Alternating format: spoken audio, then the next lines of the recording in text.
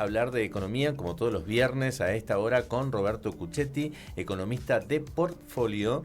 Ustedes pueden ingresar a la web y buscan a Portfolio y allí lo encuentran y tienen todas las respuestas a las mejores inversiones. Roberto, ¿cómo estás? Buen día. Aquí Natalia y Antonio te saludan. Hola Roberto, buen día.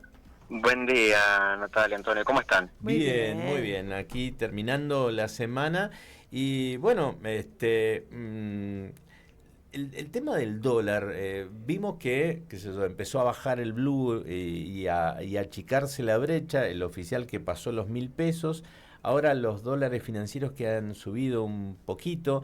Contanos un poco por qué se produce todo este movimiento, si es que se puede explicar o entender de alguna manera.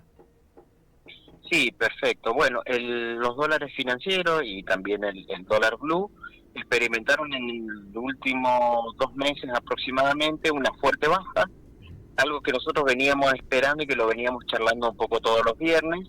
Por ahí se demoró un poco, pero bajó la brecha entre el MEP y el oficial, y eso fundamentalmente vino acompañado por una suba en el precio de los bonos soberanos en dólares, que se tradujo en una disminución del riesgo país, y siempre que se producen esos movimientos, las brechas tienden a achicarse o el valor del dólar tiende a bajar, por decirlo de otra manera más sencilla. Ha habido un fuerte optimismo en relación a Argentina, primero con el tema del blanqueo, que ha sido en términos de regularización de dinero en efectivo un éxito hasta ahora, y quedan 2 semanas prácticamente, y también desde el exterior hubieron informes de grandes bancos de inversión internacionales que apuestan por Argentina y que están mirando con buenos ojos el desenvolvimiento de la macro nacional. El JP Morgan recomendó comprar bonos argentinos. Exactamente, lo hizo JP Morgan, también lo hizo Morgan Stanley. Así que digamos, desde ese punto de vista hemos tenido, como le decimos nosotros, viento de cola. Al subir el precio de los bonos en dólares, eso hace que, por una cuestión matemática, el precio del dólar tienda a bajar, ¿sí? Si uno lo quiere ver de una manera sencilla. Eso lo que está marcando es un flujo de ingresos de capitales a los bonos, que hace que cada vez tengamos que poner más dólares por bonos para poder comprarlos, y eso hace que el precio del dólar baje. Han sido, yo diría, 2 muy buenos meses para el gobierno, quizás un poco empañado con datos de inflación que no fueron lo suficientemente bajos, pero que han estado en línea con lo esperado, no han sido datos malos. Si uno mira el punto de partida, han sido datos buenos, claro. Y sobre todo ayer acompañado por un dato de inflación mayorista en torno al 2%, en torno a lo que sería el crawling pejo, la devaluación mensual del dólar que hace el Banco Central. Y eso para el gobierno y para el desarrollo del plan económico es una muy buena noticia, como que se está alineando la inflación a la devaluación del dólar oficial. Claro, claro. Sí, el gobierno todavía sigue, bueno, lo que expuso Caputo en el coloquio IDEA, ¿no? Todavía no quiere tirar prendas sobre el tema del levantamiento del cepo, pero uno como que olfatea que cada vez está más cerca, aunque digan que en el 2025 todavía no lo quieren abrir, precisamente me parece porque es un año a veces con volatilidad. Cuando hay elecciones, viste, como que se altera un poco la cuestión. Y ya que estás tocando eso, Anto, y conecto la pregunta a Roberto, porque en ese gradualismo para ir saliendo del cepo, el Banco de la República Argentina ya cortó de 60 a 30 días el plazo para pagar importaciones. ¿Esto qué significa, Roberto? Bueno, eso significa una salida del cepo gradual. ¿Sí? Es muy bueno para la parte de comercio, de importaciones. También esto atado a una disminución de aranceles, que uno podría decir no tiene nada que ver con el cepo, y sí lo tiene, porque es una manera de fomentar importaciones y de bajar la inflación, también de paso. Entonces nosotros lo que vemos es que, un poco como decía Antonio, el gobierno es un año electoral, es un año difícil. Al gobierno, al Banco Central, no le sobran los dólares, ¿sí? La verdad que no sobran. Entonces las restricciones se van a ir levantando, en parte por estas restricciones directas, como pueden haber sido de 60 a 30 días el pago de importaciones, y otras que vienen de más atrás, como la quita de aranceles, por ejemplo, al caso, lo que más sonó era el tema de cubiertas y repuestos de autos y maquinaria. Eso es levantamiento del cepo, levantación de las restricciones comerciales, y eso es positivo, y creemos que el gobierno va a ir por ahí antes que por un levantamiento, digamos, total del cepo. Hay acá dos cosas que me parecen importantes y que por ahí pareciera que el mercado lo está entendiendo de esta manera. Por un lado, han entrado muchos dólares, producto de la regularización de activos, del blanqueo, muchos dólares a los bancos, que Caputo dijo, nosotros no lo vamos a utilizar. Entonces ahí se han conseguido aproximadamente unos 15.000 millones de dólares, producto de la regularización, que están en el mercado para financiar a la actividad privada. Paso muy importante porque siempre se decía que necesitábamos, y es cierto, dólares del Fondo Monetario, unos 10.000 millones, 15.000 millones, para poder reactivar la economía y sacar el cepo. Bueno, esos millones ya están. Y están para la actividad privada. Sí. Esa parte es muy buena. Y si el gobierno pudiera conseguir un RIPO, es decir, una refinanciación para pagar los bonos o fondos para pagar los bonos que empiezan a vencer en el primer semestre del año que viene, la parte que tiene que hacer los pagos, prácticamente no le haría falta los dólares del Fondo Monetario si su idea es permanecer con el cepo durante el 2025. Claro. Con lo cual, un acuerdo con el Fondo Monetario sería bueno, pero pasa a no ser indispensable para poder pasar tranquilo el 2025. Finalmente. Quizás sea un 2020, es bastante por ahí loco pensarlo de esta manera, pero quizás sería un 2025 con un poco menor de crecimiento, pero con menor dependencia del Fondo Monetario. Qué increíble. Lo cual sería un logro bastante histórico. Hasta coloca a la oposición en una, exactamente, colocaría a la oposición en un lugar incómodo. ¿sí?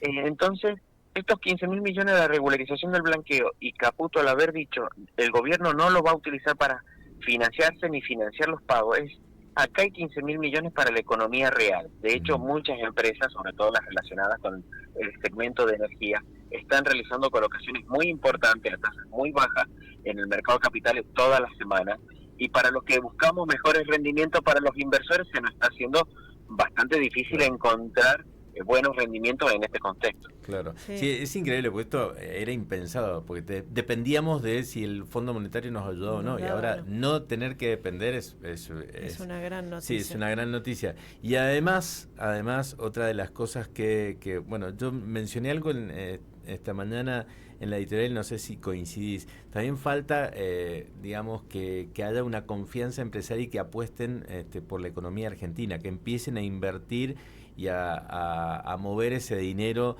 que se ha blanqueado y todo esto, porque, a ver, si no, el tema de la recesión puede seguir. Hay algunas universidades que están pronosticando eso, y lo que no queremos precisamente es eso, queremos que la economía despegue.